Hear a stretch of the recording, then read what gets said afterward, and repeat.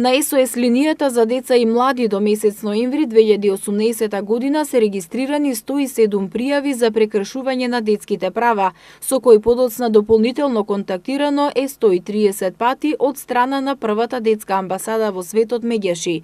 Направената дополнителна комуникација со нив е да ги информираат дојавувачите какви мерки се превземени, кои се одговорите од надлежните институции.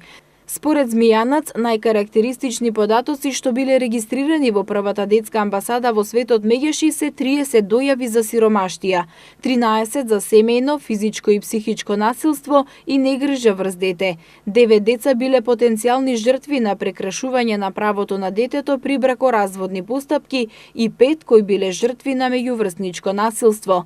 За проблемот на сиромаштијата, Змијанац посочи дека овие деца од рана возраст треба да се вклучат во градинка.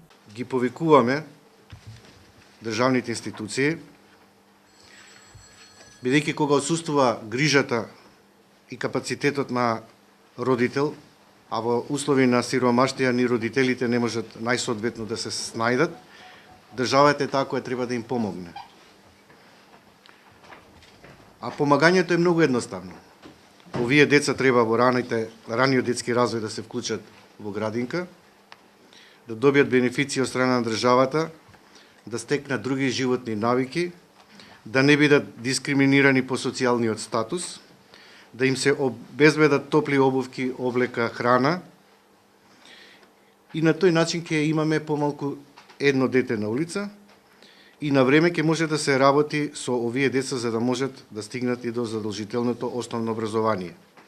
Значи да не дозволиме нивна регрутација како деца питачи или пак деца чиј труд се злоупотребува. Што повеќе децата се вклучат во образованието, толку имаме поголема шанса да ја намалиме детската сиромаштија и да ставиме крај на трансгенерацијскиот начин на обезбедување на екзистенција. Психологот Јана Зенковска истакна дека од дојавените случаи на СОС линијата еден од најголемите проблеми со кои се соочуваат децата е сиромаштијата и оневозможеноста да ги остваруваат нивните основни права како резултат на тешката економска и социјална положба на нивните семејства. Следен проблем со кој се соочуваат децата во случаите пријавени на СОС линијата е семејното насилство, па злоупотребата на детски труд како питачење, како и прекршување на правата на детето при бракоразводни постапки. 107 дојавувачи, 3 биле само деца и за мене 104 биле возрастни луѓе. За мене е многу важно затоа што овие 3 случаи на деца се деца кои што побарале помош за нивното ментално здравје. Поточно деца за кои што се бара помош за нарушување во комуникација меѓу врсници или пак оваа година имаме случај каде што родители и деца бараат помош за менталното здравје или сомнеш за депресија кај малолетници. Иако звучи фрампантно, меѓутоа е значајно бидејќи кај луѓето се развива свеста дека треба да бараат помош и поддршка и менталното здравје го ставаат на еден приоритетен дел.